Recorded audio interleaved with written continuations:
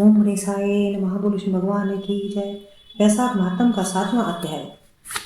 नारद जी कहने लगे, हे राजन, मिथिलापुरी का राजा श्रुति कीर्ति है अद्भुत चरित्र देख श्रुति देव ऋषि के आगे हाथ जोड़कर खड़ा हो गया और कहने लगा, हे महात्मन, इस धर्म को विस्तार से सुनने की मेरी इच्छा है जिससे इक्ष्वाकुश का राजा मोक्ष को प्राप्त हुआ।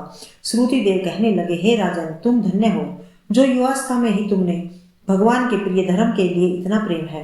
बहुत धर्मों के संचित शुभ कर्मों के बिना प्राणी की बुद्धि भगवान की कथा आदि में नहीं लगती। इस युवावस्था में इतना बड़ा राज्य पाकर तुम्हारी ऐसी मति को देखकर मैं तुमको श्रेष्ठ वैष्णव मानता हूँ। इसलिए यह श्रेष्ठ वैष्णव धर्म तुमसे कहता हूँ जिसके श्रवण मात्र से प्राणी जन्म मरण के बंधन से छूट जाता है।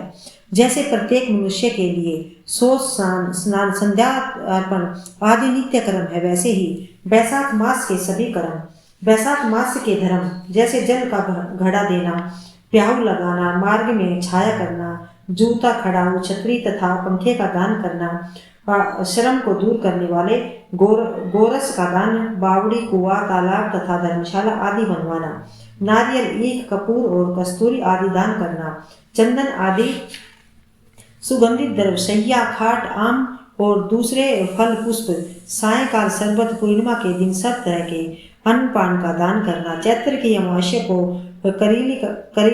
करील का दान करना, सूर्य उदय से पहले प्रतिदिन स्नान करना, भगवान का पूजन करना, कथा सुनना, कोमल पुष्पों से भगवान का पूजन करना, पंखे से हवा करना, भगवान का भोग लगाना, गौ को घास डालना, ब्राह्मणों के चरण धोना, गुड़ आंवला का दान, यात्रियों की सेवा, शाक दान, यह सब धर्म वैशाख मास में अत्यंत शुभ बतलाई हैं। जो स्त्री वैशाख मास में भगवान का पूजन फूलों से नहीं करती, उनको पुत्र का सुख नहीं होता, उसका पति और आयु भी नष्ट हो जाते हैं। इस मास में भगवान विष्णु लक्ष्मी और अपने पार्षदों के साथ इस पृथ्वी पर लोगों के घर घर जाकर उनकी परीक्षा करते हैं। जो इन दिनों उनका पूजन नहीं करता वह और आदि नरक में पड़ता है और फिर 5 बार राक्षस योनि पाता है। इसलिए इस मास में अन्न और जल से भूखे प्यासे प्राणियों की अवश्य रक्षा करें।